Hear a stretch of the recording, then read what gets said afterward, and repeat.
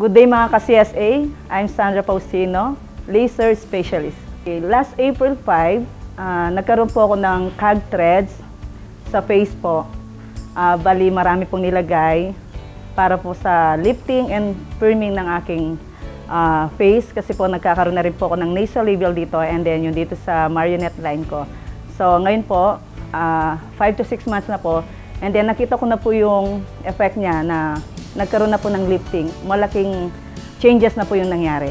And now, concern ko naman ngayon is my eye bag. So, nakikita ko kasi na talagang napaka-prominent na mga eye bag ko. So, ngayon, gagawin po itong procedure with the threads and filler.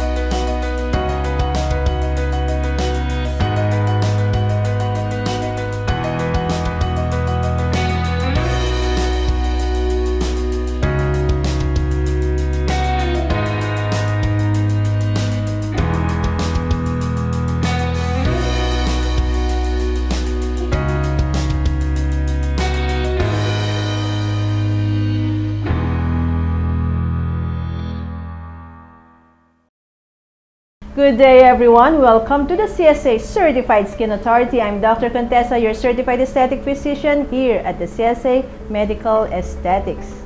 In today's episode, we have a very special person in our center, in our clinic. She's always my assist in everything that I do. Without her, I can't accomplish anything. So let's all welcome mga ka-CSA, Miss Sandra. Hello, good day mga ka-CSA. Nandito po ako ulit, Sandra Faustino, para po sa aking new treatment. Wow, Sandra, we like that introduction. O, diba? Si Sandra kasi matagal na natin kasama dito sa CSA. 5 years, right? Yes, Doc. And she had been a guest already sa isa nating episode. And it was a treatment in Pini for our acne scars. Yan. And I think you have a lot of views already in that treatment. And marami pong nagabang din ng procedure niya and they have seen results. Yes, right? Kamusta naman? Ano yung mga comments ng mga nakakita sa'yo? Yun po. Since po nakita po nila na ang dami daw changes sa face ko, especially yung mga scar na pimple, nag-angat po talaga sila. Alright. Yeah, and as time passes by, mas nakikita pa natin yung improvement, right? Tama po. So that was like how many months ago already? A year ago? Yung Infini? Ito po, mag-1 year na yan po. Okay. And after that, actually 6 months ago, we also did a combination treatment for Sandra, the so-called Cog threads. Cog thread lifting. And yung procedure na yon was, yung purpose nun, para yung parts ng mukha natin na medyo merong nag-uumpisa na po na sagginess, ma-lift natin upwards. And yun din, merong malaking improvement. Tama po.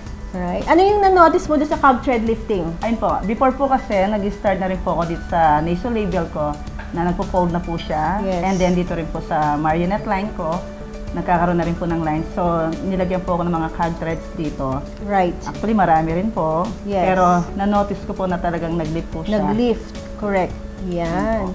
Yung number of the threads that we have used on Sandra, I think sa isang side was 8 cog threads. The other side, 8 cog threads. Yung goal natin during that time was to lift yung nagsisimula na niyang nasolabial fold, yung mid-cheek sagginess, and we lifted it towards dito sa may zygomatic.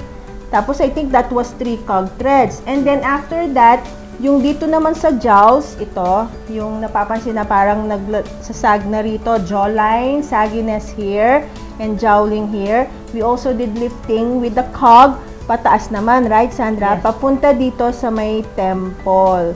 And we did 5 cog threads doon. Was it painful? Kayang-kaya po. Hindi Yes. naman po, kaya po ng mga ano. Tolerable, Opo, right? tolerable. I think the discomfort you felt was from the anesthesia. Yes po, Doc. Oh, Anesthesia lang po. yes. Pagkatapos po nun, wala na po kayong masyadong mararamdaman. Right. Yeah, kasi And- pagka na-anesthesia na manid na yung face. Opo. And especially, magaan po yung kamay ni Doc. Salamat po. And I think, kasi Sandra was part of our master class for the cog thread lifting. So, we Yes. also had visitors na mga doctors during that time. Yes. I did yung first half, and then they have to do the other half. Yes. So, yun. And it was a remarkable procedure and remarkable results right now. And na-notice namin talaga, nag-lift yung dito sa saggy nasolabial as well as marionette line. And jawline lifting was also remarkable. Okay. And nung after ng procedure, ano rin yung mga naranasan mo na, syempre, na hog thread ka? Meron ba siyang discomfort or namaga or nagkaroon ng mga uka-uka? Yun. Can you share to them ano yung mga after effect nung nag-hog threads tayo? In my part naman po, kaya naman po eh. Yun po, may mga bawal din po. Basta gawin nyo lang po yung mga sinabi po na mga bawal na huwag gagawin para Yes. hindi po kayo magkaroon ng mga maga. Adverse effects. Opo. Yes. Kasi Yeah. po, natusok po yun eh. Kaya Yes. kailangan po yung mga in-advise po nila dito na huwag mo na pong gagawin. Yes, exactly. So actually after that, avoid yung mga sa pagkain. Iba tinatanong, siyempre malalansa, yung mga allergogenic para hindi masyadong mag-swell. Tapos strenuous exercises, heavy activities, or yung pagbubuhat ng mabibigat, yan. Tapos syempre wag mo nang masyadong hawak-hawakan yung face. Yes, I-rest muna, wag mo na yung masyadong movement, especially around the mouth. And then also mga medications. Yun, basic as that. Pero expected, di ba Sandra, nung nag-cog thread tayo, parang medyo nag-pull, somehow may mapapansin ka talaga na parang Opo. irregularity muna. May konting dent lang po. And Konting dent. Opo. As time passes As by, time passes by, mawawala rin po. no, Basta siya mawawala. Exactly. Temporary Opo, lang. temporary lang po. Yes. O kasi naman yung ating cog threads, ang idea nun is i-grasp mo, hihilain mo yung mga bumagsak pabalik doon sa taas. So pag ginawa mo yon, hinila mo ng ganyan, syempre may hinok ka, medyo may konti lang na na-pull inwards. Parang yung balat mo nahatak din. So sa una lang talaga yung merong mga irregularities. Ngayon naman, syempre improve na natin yung treatment ni Sandra. Ano na natin, tuloy-tuloy na natin for her rejuvenation. Kasi nga, syempre, assistant natin siya. Every time na nakikita siya ng ating mga guests, ng mga clients, nakikita rin nila yung effect sa skin and Yes, sa tama face po. ni Sandra. Parang hindi na nga siya tumatanda eh. Habang tumatagal, bumabata ba? Ngayon, ang aming concern, yung sa under eye ni Sandra. Actually po, I think yung eyebag niya mas malala po severe. noon. Opo. Yes. At ang sabi ko nga kay Sandra, parang dati yung eyebag mo was here eh. Okay. Parang nasa upper cheek niya. Pero nakatulong po yung pagka-thread lift namin, na-reduce yung kanyang eyebag. Nung in-improve natin yung temple, nag-lift tayo, nahatak din yung eyebag, yung skin dito, nabawasan po. Without doing any treatment pa sa under eye. Yes po, tama po. Correct. So ngayon naman, ating tulungan si Sandra sa procedure non-surgical to reduce the eye bag sa pagbabalik ng CSA Certified Skin Authority.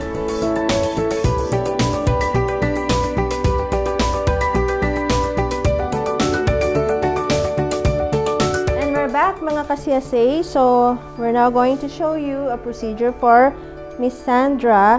This is the treatment of the under eye or the eye bag region, or we also call it festoon. Okay? So again, yung festoon po, parang yun yung nagsasag na sa ilalim ng mata natin. And then brought about by yung weakening ng muscle, also yung bulge ng fat, and also yung laxity ng skin. So nagkakaroon po ng eye bag. And below the eye bag also, we have the tear trough and nasojugal groove. So, kailangan din nating i-correct yon kasi once it's sunken, it's a groove, may volume loss, So, walang support yung inferior orbital rim or inferior orbital structure. So, to correct that, the tear trough and nasojugal groove, we'll use our dermal filler hyaluronic, and we have here Oriole. So, we'll start with the dermal filler hyaluronic Oriole brand. So, the technique will be via a cannula technique. We do it like a linear retrograde technique. So, I have to make an entry point. Pinch ko lang yung skin. And this will be my cannula entry point. So, after that, we remove it. And this is a gauge 21. And I have a gauge 25 na cannula. Sponge, please. So, this puncture point will be our entry point for our cannula. Now, I'm actually in a diagonal plane. Then, inserting towards the tear trough region. So, yun yung may groove or yun yung may sunken part. So, we just need the Oriole F. It's a light filler to support yung eyebag. And to treat na rin yung tinatawag na mid-cheek groove or mid-cheek furrow. So, this time, your hyaluronic filler will volumize and will also hydrate our skin. It will also improve the textures. Okay, OS please. So what I'm gonna also do is place this filler also at the lateral canthus kasi nagkakaroon din ng sunkening dito sa side ng mata. So using the same entry point, okay, I have a gauge 25 cannula using our Oriole dermal filler hyaluronic, and it's a fine light molecular weight filler. So I have to inject into the corner of the eye. Okay. So I'm using a cannula, not anymore a needle technique, to minimize any bruising. Kasi if we use more of a needle, chances of bruising will be very high. So again, I have to place into the middle part para totally mag-support na yung ilalim ng mata ni Ma'am Sandra. And I was telling Sandra a while ago, parang mas malalim yung right. Mas may groove dito sa kanyang right side. So I'll be adding more sa ating right side. Okay. So done with this area, let's proceed to the left side. The left tear trough, the left nasojugal groove. Okay. Again, we need an entry point for the entry of the cannula. It's threading the cannula towards the lateral canthus, and I'll just do injection of this remaining filler. It's like a microbolus injection. And ideally, after doing your filler, you can massage the area to make it even. So you're helping the filler to spread in the subcutaneous plane. Now next will be our threads. So I'll be using the Stellar gauge 30 25mm PDO thread to strengthen the tissues under the eye. So the PDO are now known for skin tightening, skin lifting, skin rejuvenation, collagen stimulation, or collagen synthesis. So I have to make an entry point on the side or corner of the eye, and for that I'll have to inject some lidocaine. So Sandra, we have the lidocaine here for the corner of the eye. So inhale, exhale, Sandra. Okay. So the discomfort is usually from the lidocaine injection. Then we need to have some puncture points for our entry of the PDO. Normally, I separate my entry points for this one to really give a better placement of my threads. It's also okay to do like a single entry point, but you know,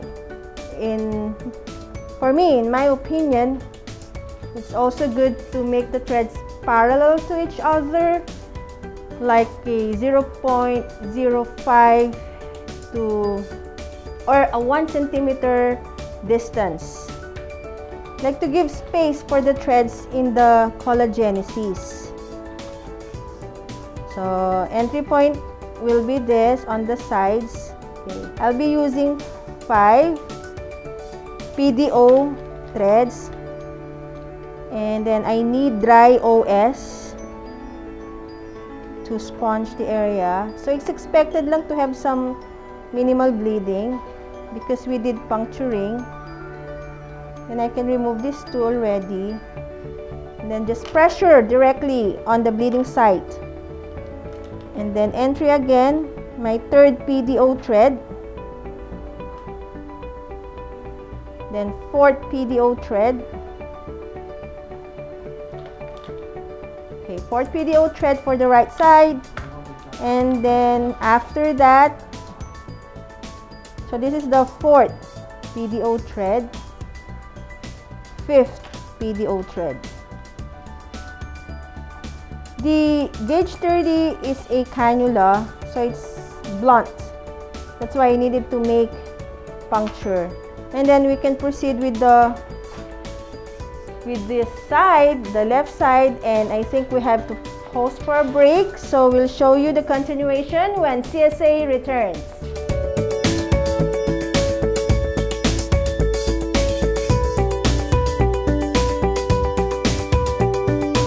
Back mga ka-CSA, so we are proceeding to the left side, the eyebag condition again, or we call it festoon. So I'm gonna inject the so-called lidocaine on the side of the eye. Okay, this is to numb my entry point. Okay, so minimal amount of lidocaine. As much as possible, we minimize the lidocaine anesthesia. We don't want to have any swelling, too much swelling later on. So this is creating this insertion or entry points for our threads. Okay. So we need to apply pressure directly on the bleeding site. Okay, it's expected that we have some bleeding due to puncturing.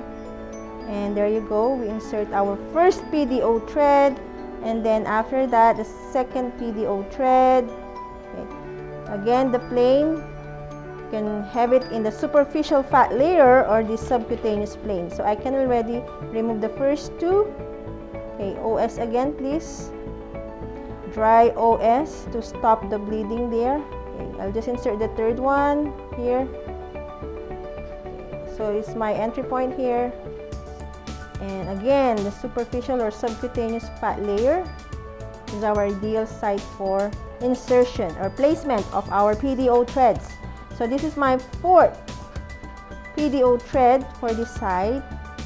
Actually, we can add more. We can still even do cog lifting for Sandra to further lift the saggy tissues or ptotic tissues. So we call that in the medical term ptosis. Okay, or lower eyelid bag or the lower eyelid ptosis. Or blepharoptosis for a medical term. So we can also make use of these entry points again for insertion of cog threads. We can add cog threads again for this treatment. Okay? Of course, the more threads we place, actually Sandra will feel the coming days when she smiles or when she moves her face.